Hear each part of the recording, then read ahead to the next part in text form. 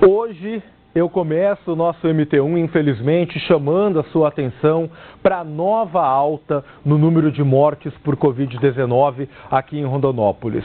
Nos últimos 27 dias, registramos 17 novas mortes causadas pela doença.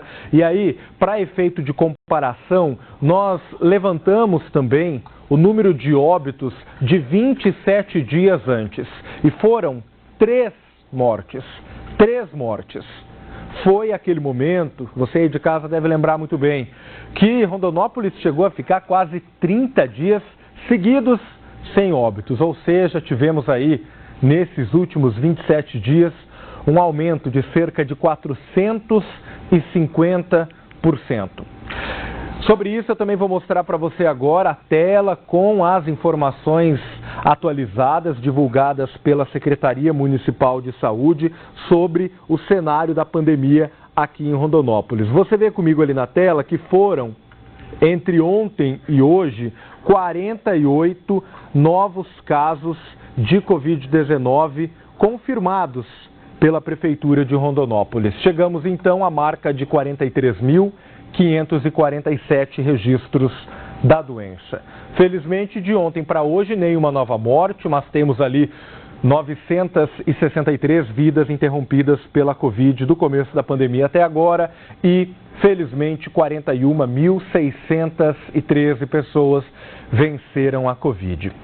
Mas por que novamente temos essa alta de mortes por Covid-19? Por que os números não começaram a baixar? Para entender melhor o que a gente está vivendo, nós convidamos para bater um papo ao vivo com a gente, Diego Xavier, pesquisador da Fiocruz, que já está aqui com a gente. Diego, muito bom dia, mais uma vez, muito obrigado por ter topado esse bate-papo. E aí eu gostaria que você começasse explicando para mim, para Rondonópolis, ao que se deve novamente esse aumento de mortes pela Covid-19. Porque o que nós temos visto aí em outros países, Diego, é um período ali de aumento e depois a queda, mas aqui parece que está demorando a cair. O que vocês têm percebido? Bom dia.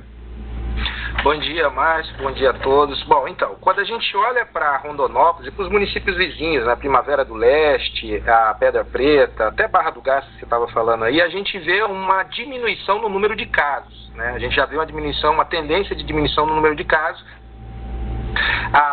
Quando a gente olha para Cuiabá, a gente ainda vê um comportamento de aumento. Então a doença continua circulando. Mas a gente vê essa diminuição sendo uma tendência constante. Então a gente vai ter essa diminuição no número de casos e, consequentemente, no número de óbitos também. Agora, da onde deriva esse número de óbitos expressivo? O que a gente está observando é que, principalmente, de não vacinados. Então teve essa questão de interromper a vacinação em crianças em escola não é uma decisão acertada. Na minha opinião, talvez se prenda mais a uma questão de cunho ideológico político do que de saúde pública. Quando a gente olha os números de internados graves e óbitos, em média, de cada 10 pessoas que estão vindo a óbito por Covid, 8 são não internados. Então a gente tem não vacinadas, a gente tem uma epidemia de não vacinados levando a óbitos no Brasil. Essas 2 pessoas vacinadas, em geral, são pessoas com a saúde extremamente frágil, são idosos, com fatores de risco e comorbidades. Então, se a gente não enfrentou uma onda de óbitos similar ao número de casos que a gente observou na variante Ômicron, isso tem uma relação direta com a vacina. Então, qualquer esforço para diminuir a velocidade na vacinação é colocar a nossa população em risco. O que o Diego diz sobre pessoas não vacinadas estarem morrendo, até vai de acordo também com o que nós mostramos aqui no MT1 há mais ou menos uma semana e meia, com a entrevista de um médico, Ricardo Rodrigues, que atua na Santa Casa e em outros hospitais de Rondonópolis, que também declarou aqui ao vivo pra gente isso, que nos leitos de UTI, naquele dia, porque ele gravou a entrevista pra gente assim que saiu da UTI, ele nos contou aqui que naquele dia as pessoas internadas com Covid-19 nas UTIs aqui de Rondonópolis eram pessoas não vacinadas. Chegou a compartilhar com a gente um exemplo forte de uma pessoa que estava sem concluir o ciclo de imunização, ou melhor, que estava sem nenhuma vacina, e ele contou pra gente que tinha acabado de transferir o paciente para as UTIs. Diego, aqui em Rondonópolis, a Secretaria Municipal de Saúde divulgou que cerca de 25 mil pessoas não voltaram a receber segunda dose e quase 80 mil pessoas não tomaram dose de reforço. Isso também pode impactar nesse cenário que a gente está vendo e vivendo?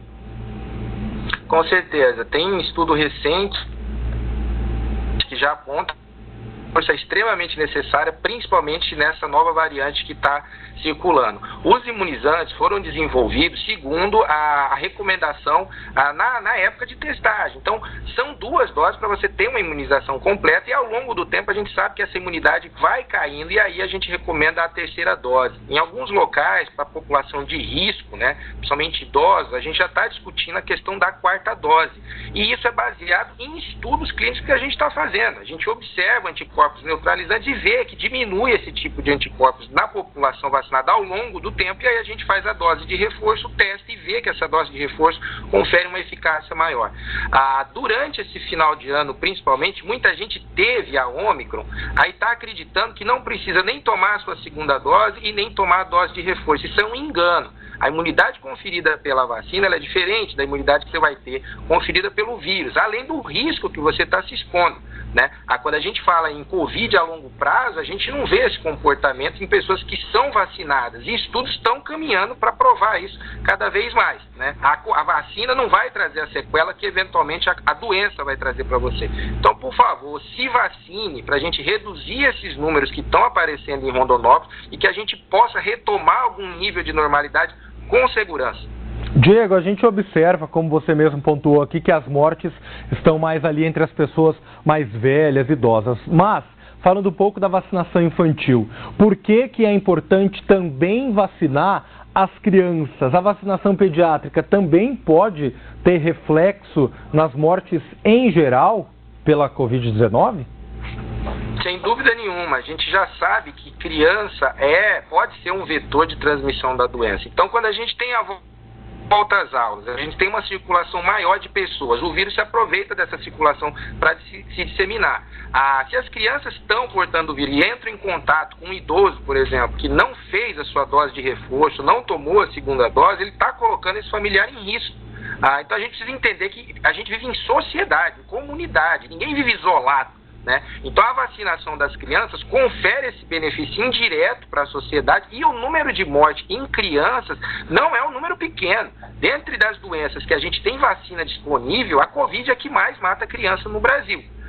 Então não é razoável a gente aceitar. Tem uma projeção que diz que se a gente não vacinar nossas crianças até a metade desse ano, por exemplo, a gente vai chegar aí a cerca de 430 óbitos em crianças, né? Não é razoável que a gente aceite esse número sabendo como a gente pode evitar que isso aconteça. Então vacine o seu filho. As vacinas são seguras, elas não são experimentais, elas já foram testadas.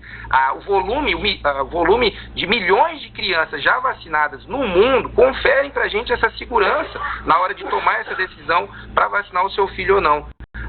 O número de sequelas que a Covid traz e óbitos que a Covid traz é muito maior do que o que a gente tem observado na vacina. Diego, mais uma vez, muito obrigado pela entrevista, por ter disponibilizado esse tempo para esclarecer as nossas dúvidas. Boa terça-feira, bom trabalho para você. Até uma próxima. Conversamos então ao vivo com o Diego Xavier, epidemiologista da Fiocruz do Rio de Janeiro, com esse chamado de atenção a toda a população de Rondonópolis para que, principalmente, busquem completar o ciclo de vacinação contra a Covid-19, porque é só assim que nós vamos vencer esse momento tão crítico que vivemos.